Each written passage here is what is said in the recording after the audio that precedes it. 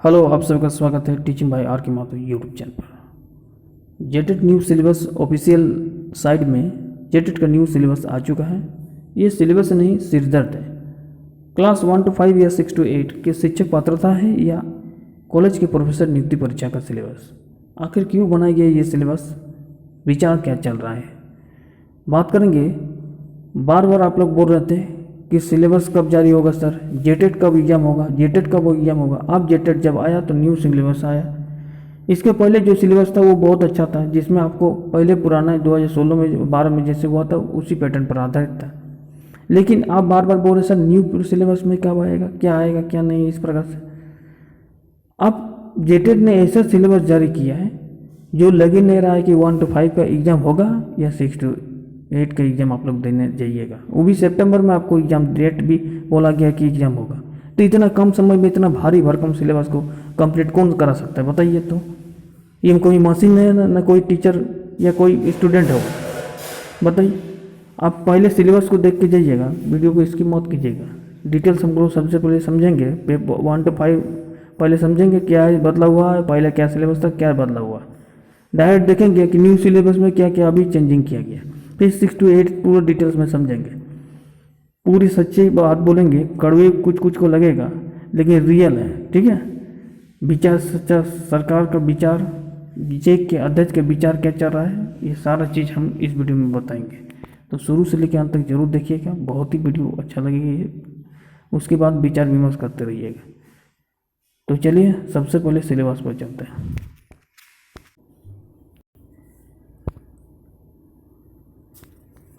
ये है 1 to 5 का सिलेबस। बताइए, पहले आपको क्या पढ़ना था, सीधा सीधा पढ़ना था। सीधा सीधा का मतलब जानते हो, हिंदी में आपको पढ़ना है, थोड़ा बहुत कवि के नाम जानते थे, जानना पड़ता था, और कुछ व्याकरण आपको पढ़ना था। अभी आपको रचनात्मक से संचार, निबंध, जितना गद्य पद, जितना भाग है, सारा चीज़ आपको पढ़ लेना है। समझ में आ रहा है। उसके बाद यहाँ पर जितना भी वॉइस टेंस जो है, नरेशन, सारा चीज़ पढ़ना है। सबसे मेन फैक्ट यहाँ पर आता है कि 1 to 5 का आप शिक्षक नियुक्ति परीक्षा करवाने जा रहे हैं, तो क्या ये सिलेबस ये मैथमेटिक्स का होना चाहिए बताइए। तो आप भी डिफरेंशियल कैलकुलस ये आपको कभी क्लास 10 में पढ़े हैं? नहीं पढ़े हैं। ये क्लास 12 का चैप्टर है, वो भी साइंस का है। 8-16 स्टूडेंट को तो ऐसे ही हवा लग जाएगा, बताइए। तो अभी इसमें ये नहीं है कि साइंस 16 और 8-16, 1 to 5 मतलब कोई भी शामिल हो सकता है, चाहे आप आर्ट्स हो कैंडिडेट, साइंस स्टूडेंट हो। यदि आप डीएलएड किए हैं तो 1 to 5 अप्लाई किए होंगे। अभी इसमें आप डिफरेंशिएशन कैलकुलस आप लोग जानबे नहीं कर रहे हैं, इंटीग्रेशन को आपको पता ही नहीं है। 816 का तो ऐसे ही हवा लगेगा। साइंस 16 का भी दिक्कत हो रहा है यहाँ पर, साइंस 16 भी ऐसे भी हाथ नहीं है कि दिक्कत नहीं होगा। अब डिफरेंशिएशन और कैलकुलेशन 1 to 5 की शिक्षक बनने के लिए आपको पढ़ना पड़ेगा। अब coordinate, geometry, trigonometry, algebra, probability, ये क्या कोई सिलेबस है बताइए। तो प्रोफेसर के नियुक्ति परीक्षा का सिलेबस जारी कर दिया है इन्होंने, CSA नेट का सिलेबस जारी कर दिया है, बताइए। तो इसको क्या बोला जाए आप ही बताइए। जो सिलेबस जारी किया है और जो जारी करवाने वाले हैं वो उसको क्या बोला जाए आप ही बताइए। विचार क्या पता नहीं। यहाँ पर चाइल्ड डेवलपमेंट पेडागोजी में आखिर ठीक कोई भी इसमें बदलाव, अधिकतर बदलाव नहीं हुआ है। जो बालक के व्यवहार है, सिद्धांत है, व्यवहारिक है, बालक के बुद्धि विकास जो भी है, शिक्षण अधिगम, ये सारा चीज़ ठीक है, इसमें कोई दिक्कत नहीं। इसमें जनरल स्टडी एक EVS पेपर था पहले, EVS पेपर को हटा दिया गया है, जो कि बच्चे को पर्यावरण से जोड़ के पढ़ाना था, वो हटा दिया है। इसमें लिख दिया है सामान्य अध्ययन से संबंधित क्वेश्चन पूछा जाएगा। सामान्य अध्ययन मतलब समझ रहे हैं, सिर्फ लिख देता है सामान्य अध्ययन, लेकिन क्वेश्चन कहाँ से पूछेगा, बाबर, अकबर, हुमायूं, संविधान सभा से लेके पंचवटी योजना से लेके कार्यकाल से लेके कितना गौरव है, कितना समुद्र, नदी नाला कितना है, सारा चीज़ उसमें झारखंड जी के सारा चीज़ आपको जोड़ देगा। और इतना लंबा सिलेबस, इसका मतलब ये नहीं लिखा है कि सामान्य अध्ययन से क्वेश्चन पूछा है। सामान्य अध्ययन में बहुत कुछ आता है, उसमें फिजिक्स, केमिस्ट्री, मैथमेटिक्स, बायोलॉजी भी आता है, समझ में आ रहा है। अब यहाँ पर एक लैंग्वेज दिया है जो उसमें आपको रख सकते हैं। तो ये सिलेबस तो था, और यहाँ पर नीचे लिखा गया है, देखिए हम ऐसे नहीं बोल रहे, देखिए लिखिए एज पर intermediate examination syllabus conduct by JAC जो जारी करता है एग्जामिनेशन कंडक्ट, जो एग्जाम लेता है, इंटरमीडिएट एग्जाम जो रहता है जेक द्वारा, उसी के सिलेबस पर आधारित ये सिलेबस बनाया गया है। तो आप ही बताइए, क्लास 12 का भी शिक्षक नियुक्ति करवा जा रहे हैं, नहीं करवाने जा रहे। 1 to 5 के लिए शिक्षक के लिए इतना भारी भरकम सिलेबस होना चाहिए? नहीं होना चाहिए। बताइए। आप देखिए 6 to 8 में क्या बदलाव किया गया। आप सिर्फ यहाँ पर देख रहे हैं ना, बहुत कोई बोलते हैं 1 to 5 में क्या है सर, इतनी तो पढ़ा नहीं है, छोटा छोटा क्वेश्चन आता है। अब देखिए डिफरेंशिएशन कैलकुलस और इंटीग्रेशन कैलकुलस कोऑर्डिनेट ज्योमेट्री है ना, अब इसमें सिर्फ ये नहीं पढ़ना है कि डिफरेंशिएशन कैलकुलस की परिभाषा क्या है, इसमें बहुत कुछ आता है, इंटीग्रेशन में बहुत कुछ फॉर्मूला चीज आता है। तो सारा डिटेल्स अभी हम देखेंगे, इसका डिटेल्स आप देखेंगे, उसके बाद आप विचार कीजिएगा 1 to 5 को मैथमेटिक्स में क्या हुआ है। चलिए 6 to 8 में चलते हैं। अब आ गए हम 6 to 8 में, ठीक है। 6 to 8 में देखिए, अब आपको पूरे हिंदी का लगभग पढ़ लेना है। हिंदी में आपको साहित्य का इतिहास, आदिकाल, भक्तिकाल, रीतिकाल, आधुनिक काल, राष्ट्रीय छायावाद, प्रगतिवाद, प्रयोगवाद, नई कविता, जितना गद्य पद भाग है, सारा चीज़ पढ़ने के बाद बाहर भाषा की विज्ञान परिभाषा क्या, विशेषता क्या, सारा चीज़ आपको पढ़ लेना है। मतलब आधा अधूरा हिंदी आपको पढ़ने से नहीं चलेगा, पूरा हिंदी का लगभग जानना है, ठीक है। उसमें से व्याकरण में कुछ कुछ पूछेगा, जैसे बाइक को शुद्ध करे, लिंग निर्णय, अनेक शब्द के बदले एक शब्द, इस प्रकार से दिया हुआ है। अब यहाँ पर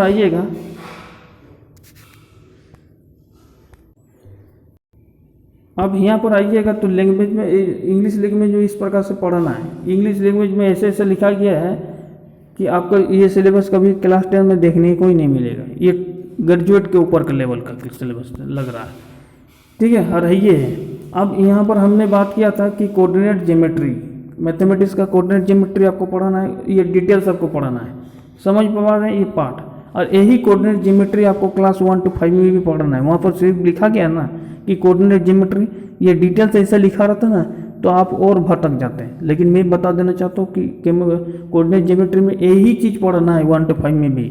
आपको क्या लग रहा है उसमें नहीं लिखा है, इसका मतलब आपको सिर्फ डिफिनेशन पढ़ के जाना है? नहीं, सारा चीज़।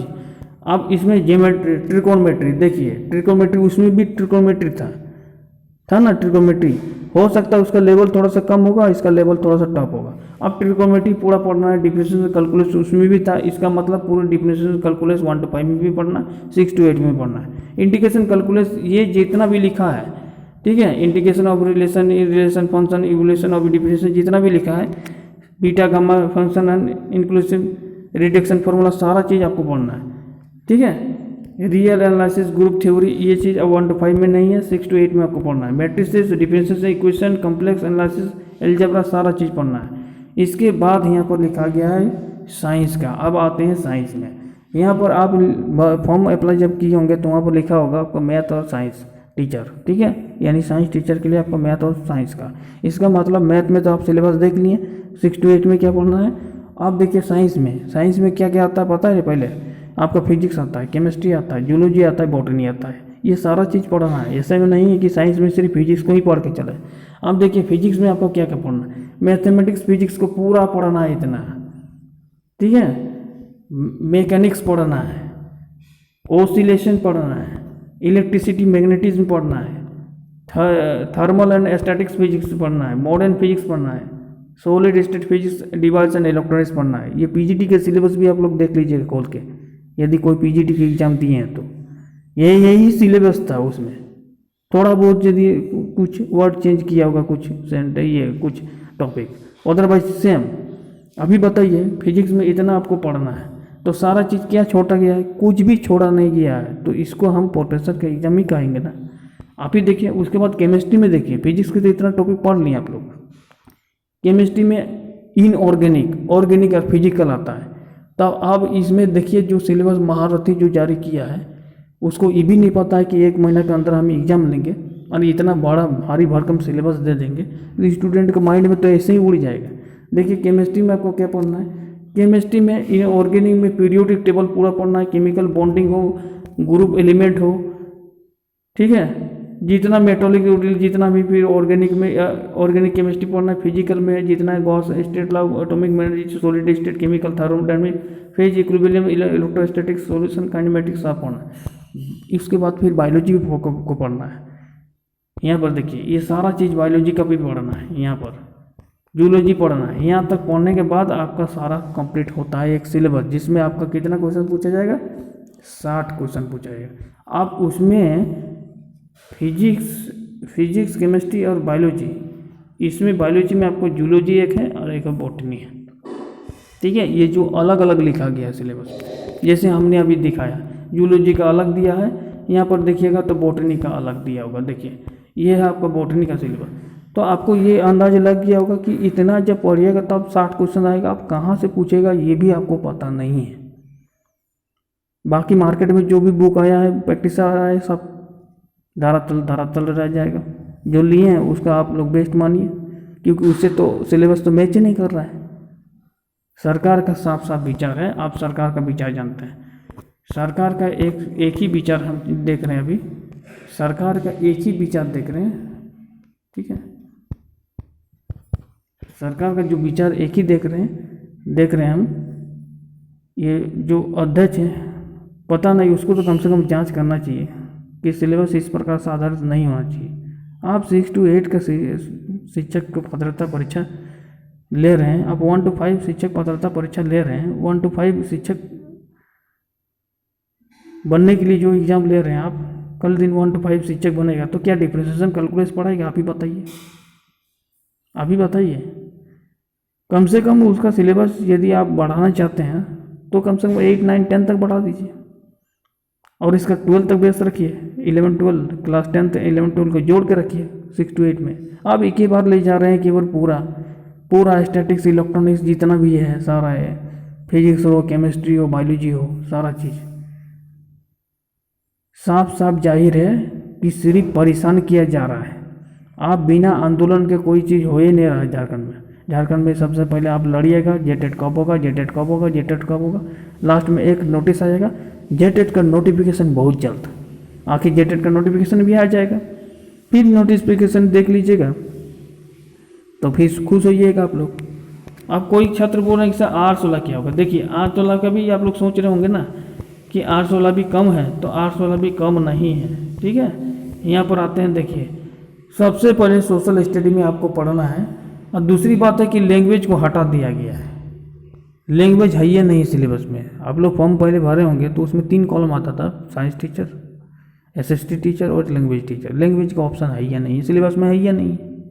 अब देखिए यहाँ सोशल स्टडी सबको रखना है। आप हिस्ट्री में आपको पूरा पढ़ना है, जितना लिखे हैं, मध्यकाल हो, आधुनिक भारत हो, ठीक है।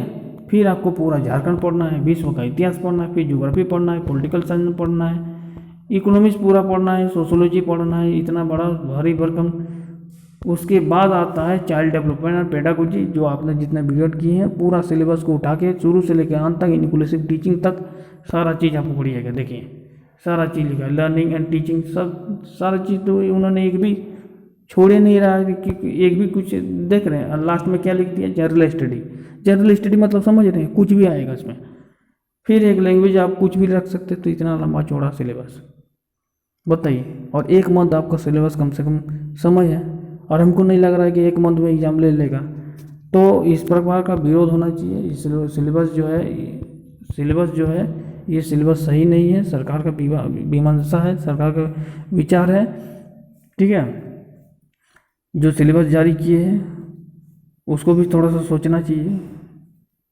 और सोचेंगे क्या? ये सोचने का कुछ नहीं है। आप आंदोलन फिर कीजिएगा तब फिर मॉडिफाई होगा, लेकिन जब आंदोलन नहीं कीजिएगा तो इसी पैटर्न पर आधारित पर सिलेबस लिया जाएगा एग्जाम में। आपका एग्जाम में देखिएगा ये पैटर्न पर एग्जाम यदि हो जाएगा तो अधिकतर आचार्य शिक्षक जो बनने वाले हैं उसमें कहा गया था कि जो सीटेट वाला को मैं अलाउ कर रहा हूँ, ध्यान से सुनिएगा, जो सीटेट वाला को मैं अलाउ कर रहा हूँ इस आचार्य परीक्षा में, यदि आप पास भी कर जाते हैं तो जेटेट आपको 3 साल के अंदर जेटेट कभी भी जारी होगा, जेटेट पात्रता परीक्षा, तो उसमें आपको पास होना अनिवार्य है। तो ऐसे में सिलेबस इतना बड़ा भारी भरकम सिलेबस में आप बताइए 1 to 5 में भी आप क्वालिफाई करने में असमर्थ हो जाएंगे यदि 1-1.5 महीना के अंदर से एग्जाम लिया जाए तो, ठीक है। ऊपर से 6 to 8 का भी सिलेबस आप देख चुके हैं पूरी डिटेल्स में, तो इसमें भी आप लगभग कम रिजल्ट आएगा, ठीक है। तो सरकार का मीमांसा यही है कि वो नहीं ले चाह रही है, वो कुछ भी वैकेंसी उसी कुछ भी नहीं लेना चाह रही है।